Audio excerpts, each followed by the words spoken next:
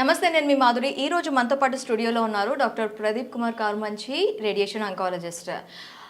మనకి ఇయర్లీ తీసుకున్నట్లయితే lung cancers 72,000 పైగా కేసెస్ నమోదవుతున్నాయి. అందులో 65,000 మందికి పైగా చనిపోతున్నారు. అసలు ఈ లంగ్ క్యాన్సర్కి కాజెస్ ఏంటి, అలాగే ఈ ఎలా వస్తుంది, వచ్చిన తర్వాత దీనికి ఎలాంటి ట్రీట్మెంట్స్ ఉన్నాయి, ఏ టైంలో దీనికి ట్రీట్మెంట్ మంచి బెనిఫిట్గా ఉంటుంది, డీటెయిల్గా అడిగి తెలుసుకుందాం. నమస్తే డాక్టర్.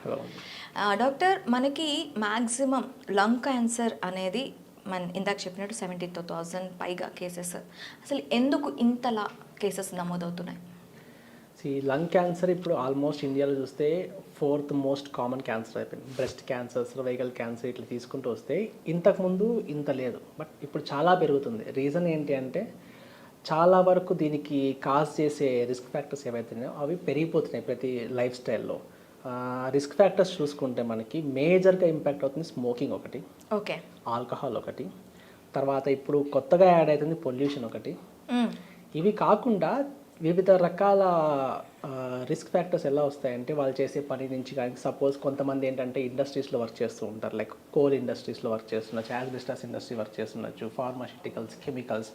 సో వీటిల్లో కూడా కొన్ని రకాల కెమికల్స్ వాళ్ళు గ్రాడ్యువల్గా ఇన్హేల్ చేసి సంవత్సరాల నుంచి వాటి నుంచి కూడా కొంతమందిలో ఈ లంగ్ క్యాన్సర్ వచ్చే ఛాన్సెస్ ఉన్నాయి. ఇది కాకుండా ఒక 10-15% మనకి జన్యుపరంగా ఉండదు, జెనెటిక్ కానీ ఫ్యామిలీలో ఎవరికైనా ఉంటే వాళ్ళ నుంచి రావటం కానీ ఇలాంటివి జరుగుతాయి అన్నమాట. సో ఇందులో మెజారిటీ స్టేక్ తీసుకుంటే మనకి స్మోకింగ్ ఒకటి, అది కాకుండా పొల్యూషన్, ఇంకొకటి ఈ ఇండస్ట్రియల్ ఆక్యుపేషనల్ హజార్డ్స్ అంటాం కదా, ఇవి రాడాన్ గ్యాసెస్ కానీ ఏమైనా స్పెసిఫిక్ హార్మ్ఫుల్ గ్యాసెస్కి బాగా ఎక్స్పోజ్ అయినా కానీ ఇలాంటి వాటి నుంచి బాగా ఎక్కువైతుంది. అండ్ ఇప్పుడు చూస్తే ఒకప్పుడు ఓన్లీ అబ్బాయిలు మాత్రమే సిగరెట్ తాగేవాళ్ళు, ఇప్పుడు అమ్మాయిల పాపులేషన్లో కూడా సిగరెట్ చాలా కామన్ అయిపోయింది. సో అమ్మాయిల్లో ఎంతమంది లంగ్ క్యాన్సర్ ఇంత లేదు, ఇప్పుడు చాలా వాళ్ళు కూడా ఆల్మోస్ట్ ఈక్వల్ టు అబ్బాయిల ఎంత ఇన్సిడెన్స్ ఉందో వాళ్ళు కూడా ఆల్మోస్ట్ అంత వచ్చేస్తారు. సో దీంతో పాటు మన లైఫ్ స్టైల్లో కూడా చాలా మార్పులు వచ్చినాయి, దాంతో మన ఇమ్యూనిటీ కానీ మన జెనెటిక్ ససెప్టిబిలిటీ కానీ పెరిగిపోయినాయి అనమాట.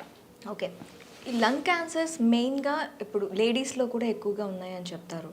సో దీనికి కాజెస్ అంటే ఓన్లీ స్మోకింగ్, లేకపోతే ఇండస్ట్రియల్ ఎక్స్పోజర్, ఇవే కాకుండా ఇంకేమైనా సెడెంటరీ లైఫ్ స్టైల్స్తో మనం దీన్ని తెచ్చుకోవచ్చు అంటారా, అంటే రావచ్చే అవకాశాలు ఉంటాయంటారా? ఇప్పుడు ఇండైరెక్ట్గా చూసుకుంటే మనకి obesity, over weight, physical activity లేకపోవటం, ఇవన్నీ ఏంటంటే ఇండైరెక్ట్గా కూడా మనకి క్యాన్సర్స్ రావడానికి దోహదపడతాయి అన్నమాట. సో జనాల్లో కొంతమందికి ఏమి అలవాట్లున్నా రాకపోవచ్చు, కొంతమందికి ఏం లేకపోయినా వచ్చినాయి అంట. సో చాలామంది ఏమంటారు, స్మోకింగ్ మా ఫ్రెండ్ ఉన్నాడండి, వాడు 30 సంవత్సరాలు చేస్తున్నాడు, 30 దాకా చేస్తున్నారు, వాళ్ళకి రాలేదు, మరి నాకెందుకు వస్తుంది అంటారు. సో అందరూ తాగిన అందరికి వస్తుందని లేదు, కాకపోతే ఎవరిలో అయితే జెనెటికల్గా కొంచెం వీక్నెస్ ఉంటుందో ఆ సెకండ్ ట్రిగ్గర్ లాగొట్టి వాళ్ళకి ఆ రిపేరింగ్ మెకానిజం సరిగ్గా లేవు, వాళ్ళ తొందరగా వచ్చేస్తుంది.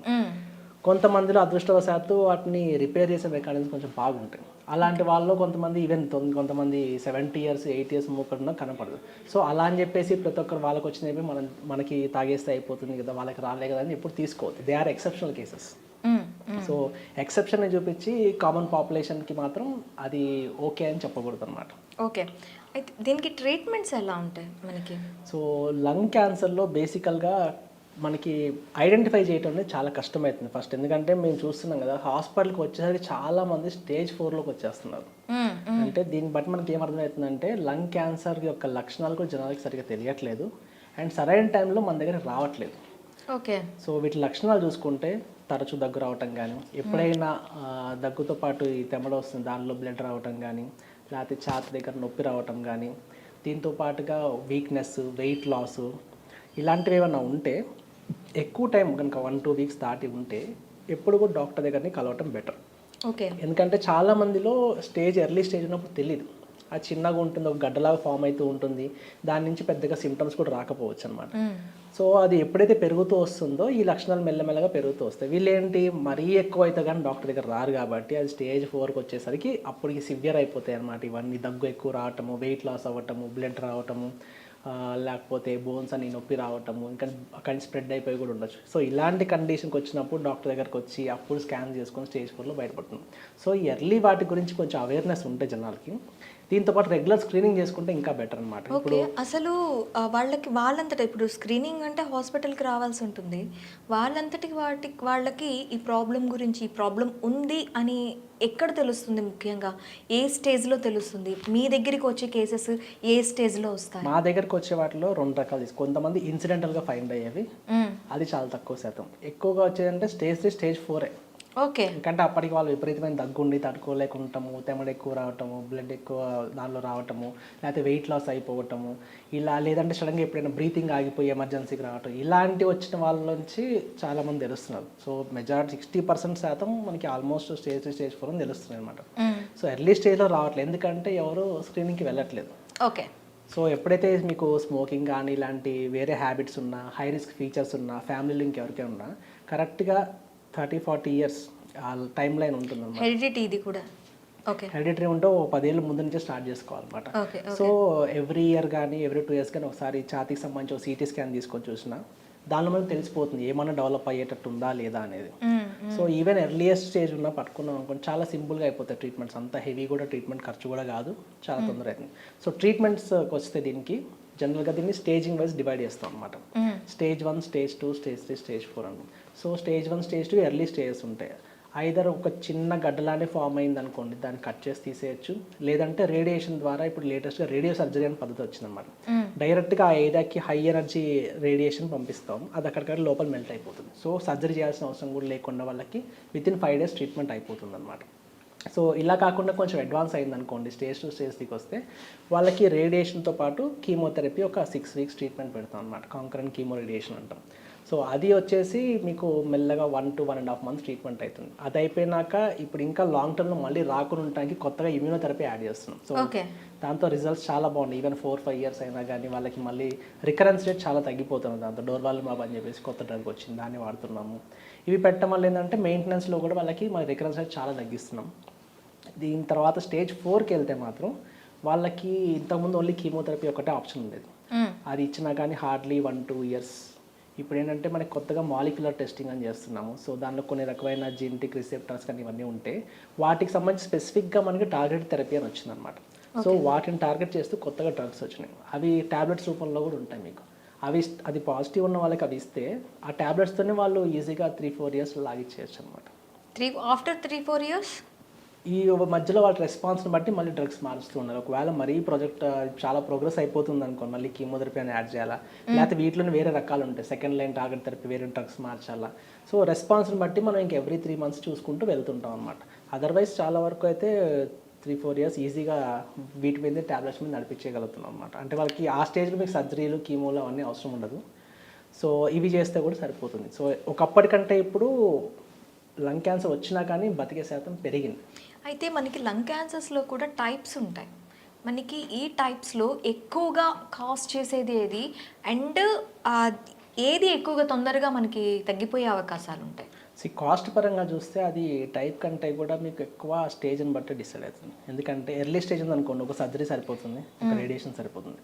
అదే మీకు కొంచెం అడ్వాన్స్ అయింది అనుకోండి, మీకు సర్జరీ అవసరం పడవచ్చు, లేదంటే రేడియేషన్, కీమో అవసరం పడవచ్చు, దాని తర్వాత ఇమ్యూనోథెరపీ కూడా అడ్వాన్స్ పడవచ్చు. ఇమ్యూనోథెరపీ కొంచెం కాస్ట్లీ ఉంటుంది అనమాట, ఎందుకంటే 1 to 2 years వాడతారు కదా, ఆ మందులకి అయ్యే ఖర్చు కొంచెం ఎక్కువ ఉంటుంది. రేడియేషన్ ఇవన్నీ ఒకసారే చేస్తారు. సో వాటికంటే ఈ నెక్స్ట్ కంటిన్యూ అయ్యే కీమోథెరపీస్ కానీ వాటికి కాస్ట్ పెరిగిపోతుంది అనమాట. ఓకే. సో ఎర్లీ స్టేజ్ ఉంటే అవి కూడా కట్ ఆఫ్ అయిపోతాయి. దీనిలో కూడా small cell carcinoma, small cell carcinoma 2 రకాలుగా ఉంటాయి అనమాట. స్మాల్ సెల్ కార్సినోమా కొంచెం అగ్రెసివ్ ఉంటాయి. అవి అంటే ఫస్ట్ రాగానే వాటి కీమోథెరపీ, అవసరం ఉంటే రేడియేషన్, ఇవి చేసుకుంటే రెస్పాన్స్ కూడా బాగుంటాయి. మరీ అడ్వాన్స్ అయిన మాత్రం చాలా అగ్రెసివ్గా పెరిగిపోతుంటాయి. ఎక్కువగా మనకు కనిపించే స్మాల్ సెల్ లంగ్ క్యాన్సర్ అంటాం. మనకి ఆల్మోస్ట్ 90% అవే కనిపిస్తుంటాయి.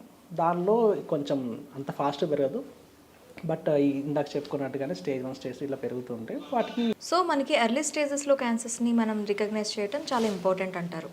అయితే ఈ క్యాన్సర్స్ని మనం డయాగ్నోస్ అయ్యాక వీళ్ళ ఫుడ్ హ్యాబిట్స్ కానీ వాళ్ళ లైఫ్ స్టైల్ కానీ ఏమైనా చేంజెస్ చేసుకోవాలి అంటారా? డయాగ్నోస్ అయినాక అవ్వకముందు కూడా 2 రకాలు ఉంటాయి. మనం ప్రివెంట్ అవ్వడానికి ఒక రకంగా డైట్ మార్చుకుంటే చాలా బెటర్. క్యాన్సర్ వచ్చిన తర్వాత అంత ఎక్కువ ఇంపాక్ట్ కనపడదు డైటింగ్ చేంజ్ చేస్తే, ఎందుకంటే ఆల్రెడీ ఒకసారి వచ్చేసినాక మీకు కొత్తగా డైట్ వల్ల వచ్చే ప్రాబ్లం ఉండదు.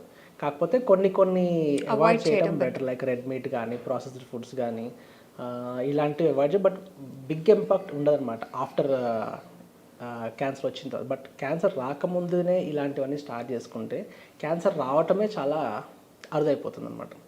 దానిలో కావాల్సిన మనకి ఏంటి, ఫస్ట్ ప్రాసెస్డ్ ఫుడ్స్ అవాయిడ్ చేయటము, రెడ్ మీట్ అవాయిడ్ చేయటము, తర్వాత ఎక్కువగా వెజిటబుల్స్, యాంటీ ఆక్సిడెంట్స్ ఉన్న ఫ్రూట్స్ కానీ ఇలాంటివి బాగా ఎక్కువ తీసుకోవటము, ఫిజికల్ యాక్టివిటీ బాగా పెంచుకోవాలి. ఎక్సర్సైజ్ బాగా చేస్తుంది మన ఇమ్యూనిటీ కూడా కొంచెం కొత్త రోల్ వస్తుంది. అది ఏంటంటే మన ఏమన్నా చిన్న జెనెటిక్ అబ్నార్మాలిటీస్ ఉన్నా ఫస్ట్లోనే వాటిని కంట్రోల్ చేసే ఇది ఉంటుంది అనమాట.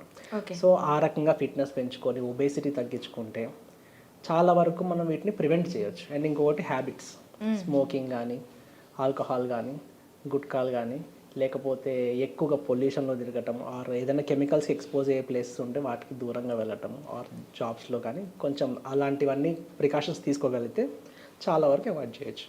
Okay doctor, thank you very much.